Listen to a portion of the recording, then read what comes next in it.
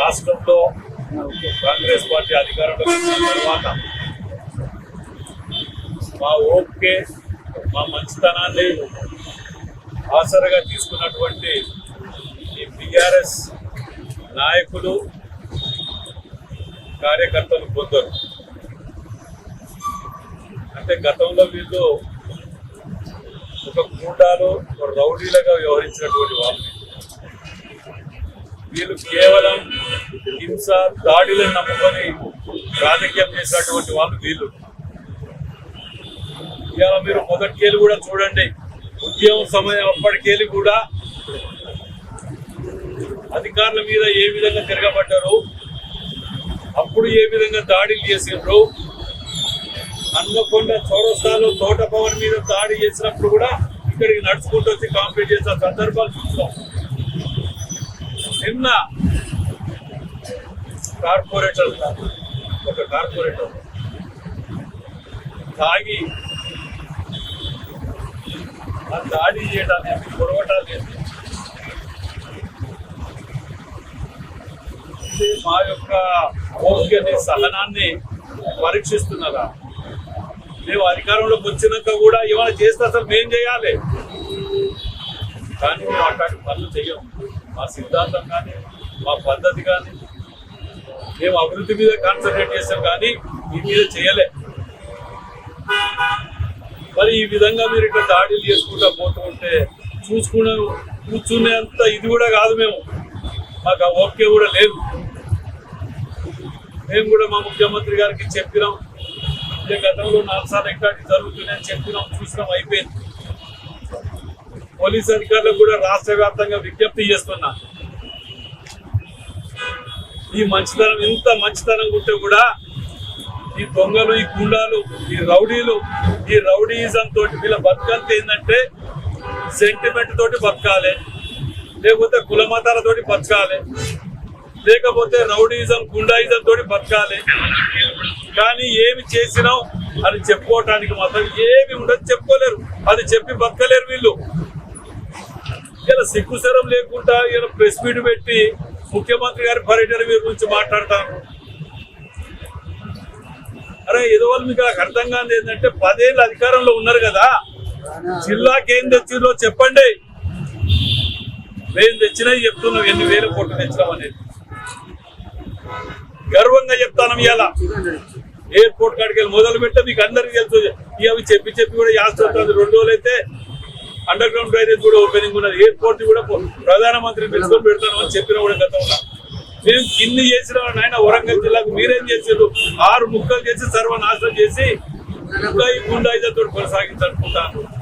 బిడ్డ మేము అదే కనుక కొనసాగిస్తే ఎవ్వడి ఇళ్లలో పండుకోవడం బిడ్డ నేను చెప్తాను. ఇక నా కార్యకర్తల మీద కానీ ఎవరి మీద కానీ దాడి జరిగిందంటే బిడ్డ మిమ్మల్ని ఇళ్లకి వెళ్ళి పట్టుకొస్తా. ఒక్కొక్కరిని వినయ్ భాస్కర్ నేను వానింటికి వీరింటికి పోను బిడ్డ, నీ ఇంటికే వస్తా, చక్కగా నీ ఇంటికే వస్తా. నా కార్యకర్త మీద ఎక్కడ ఎన్నుకుండి ఈ దొంగ నాటకాలు ఆడుకుంటా, ఈ పిచ్చి పిచ్చి వేషాలు వేసుకుంటా, వానితోటి వీనితోటి గుండాయుధం వేసుకుంటా పోతే వాడు వీడో ఇంట ఇనొచ్చు. కానీ నీకు రాజేందర్ రెడ్డి నడిపిటాను అనుకుంటాను. నీ బట్టలు ఇప్పి తీసుకపోతే నా పేరు రాజేందర్ రెడ్డి కాదు. ఏమనుకుంటున్నావు నువ్వు? నీకు ఎట్లాగో అభివృద్ధి చేయచాదా కాదు. హన్మకొండ జిల్లాని ఖతం చేసినావు, నియోజకవర్గాన్ని ఖతం చేసినావు. మేము జిల్లా డివిజన్ల వైజు ఒక్కొక్క డివిజన్లో తిరుగుతుంటా ఏమి చేసినామో చెప్తున్నావు, ఏమి చెయ్యాలనో అడుగుతున్నావు అని ప్రతి డివిజన్లో రోజు ఉదయం నుంచి రాత్రి వరకు ఒక్కొక్క డివిజన్లో ఉండుకుంటూ మేము తిరుగుతుంటే ఎక్కడ పేరు వస్తుందో ఎక్కడ ఇదవుతుందో అని ఉద్దేశంతో ఇదా నీ దుకాణం. సిపిఆర్ కూడా కంప్లైంట్ చేసిన సార్ మీతో అవుతుందా చెప్పండి, లేకపోతే మాకు అర్ధగంట వదిలిపెట్టండి మేము చూసుకుంటాం. మరి అర్ధగంట చాలు క్లీన్ అండ్ క్లీన్ చేసి పెడతా బిడ్డ. ఏం పద్ధతి ఇది? వాడు సస్తే ఆ కుటుంబానికి ఎవడొస్తారా? పవన్ ఒక్కడే కొడుకుంటే ఆ రోజు కూడా ఇవాళ వీళ్ళ నెల మీద పోతుంది. వాళ్ళ మీద రౌడీ షీట్ ఓపెన్ చేయాలి, వినయ్ భాస్కర్ మీద పీడీ యాక్ట్ పెట్టాలి, నగర బహిష్కరణ చేయాలి వినయ్ భాస్కర్ ని. ఆ రోజు కూడా వాస్తవం చెప్తాను. అన్శెట్టి మురళిని చంపింది కూడా వినయ్ భాస్కర్ 6 మర్డర్లు చేసిండు. నేను చెప్తాను అయ్యా, 6 మర్డర్లు చేసిండు. ఇవాళ ఒడ్డపల్లిలో ఒక ముస్లిం మతాన్ని పాచాని, తర్వాత ఒక గౌడుని, ఇన్ని చేసిండు. ఇవన్నీ ఎంక్వైరీ చేసి బయటికి తీయాలని నువ్వు చెప్పడం జరిగింది. దీని మీద మీరు చేసిన కథలన్నీ బయటికి తీయాలి. ఒకతనం నీ ఒక ఎట్లున్నాడు ఒక్కొక్కడు, నీ మనసులు ఎవడు ఆయమన్నాడు కూడా నాకు డివిజన్ కు మంచి చేసి అంటాడు ఒక్కడు ఉన్నాడా? ఇలా సిపి గారు చెప్పిన అది కూడా నా దగ్గర ఉన్న తప్పు చేసినా లోపటేయండి, కానీ ఇట్లాంటి వాటిని క్షమించకండి. ఎవరు చేసినా అది వదిలిపెట్టేసి పొద్దుగా లేస్తే ఏ విధంగా తిందాం, కులం మతం చెప్పి అక్కడ మాట వీధులు అప్పుడు మీ అందరి సమక్షంలో ఇచ్చినా కదా. నేను ఎవరు తీర్మానం చేసిరు 23లా? నువ్వు కాదా? నీ అధ్యక్షతన కలెక్టర్ ఆఫీస్ లో మీటింగ్ పెడతావు, కుర్చీలు తొలగించాలి, అక్కడ తొలగించి ఆల్టర్నేటివ్ చేయాలని నువ్వు పెడతావు. ఇలా రాజేందర్ రెడ్డి అన్నట్టు అభివృద్ధి నిరోధకుని నువ్వు మాట వీధులు నీకు ఇష్టం లేదా? నేను ఒక్కటి అడుగుతాను మీ అందరి సమక్షంలో, భద్రకాల మా దగ్గర నువ్వు చేయలేదా? అక్కడ వాళ్ళు అన్యాయం చేసింది, వాళ్ళని గుర్చలు తొలగించాలని తీర్మానం చేసింది నువ్వు కాదా? నేను రాతపూర్వకంగా ఉన్న నీ సంతకాలతోటి ఉన్న కాపీ ముందడ పెట్టే కదా, అయినా నా మీద ఏడు చేస్తావు ఎందుకు? నీకు ఇట్లా బుద్ధి రాదు, ఇక మాటలతో చెప్తే రాదనేది అర్థమైపోయింది.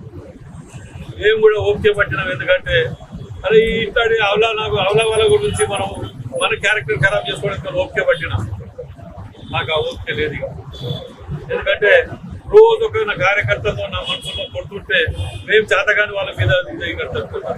అందుకే హన్మకొండ జిల్లా ప్రజలకు కానీ వరంగల్ జిల్లా ప్రజలకు మీ ద్వారా విన్నపం చేస్తున్నా. మా ఓకే ఇట్లా పరీక్షిస్తున్నాడు, ఓకే నశిస్తుంది, రేపు ఇందులో బట్టలు ఇచ్చి బట్ట పూజ చేస్తే మమ్మల్ని తప్పుగా కూడా అర్థం చేసుకోవద్దని చెప్పి మనకు చెప్తున్నాను. నేను ఇంత అన్యాయమా? ఎక్కడే నువ్వు అసలు ఎల్ల దోసుక తినటమేనే, ఎల్ల ఏది వదిలిపెట్టినావు? నేను భద్రకాల మార్చారు 3 కలిస్తే అల్లట్టు పడతా అంటే, మాడ వీధులు అంటే ఇల్లట్టు పడతా అంటే, డివిజన్లో పర్యటన చేసి అభివృద్ధి చేస్తే కూడా అల్లట్టు పడతా అంటే, ఇదండి దుకాణం.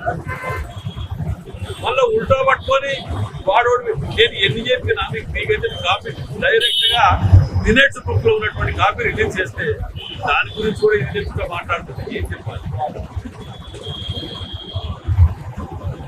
కాబట్టి నేను సిపి గారికి వీళ్ళ మీద ఇక్కడ ఉన్న వీళ్ళకి టీఆర్ఎస్ లో ఎవరెవరు ఉండాలి హిస్టరీలు వీళ్ళందరికీ వీళ్ళని ఈ దాడిలు చేయకుండా రౌడీ షీట్ ఓపెన్ చేయాలి. ఎవరు దాడి చేసినా వినయ్ భాస్కర్ మీద పీడీ యాక్ట్ పెట్టి తడిపత్ జిల్లాలోకి బహిష్కరించాలి.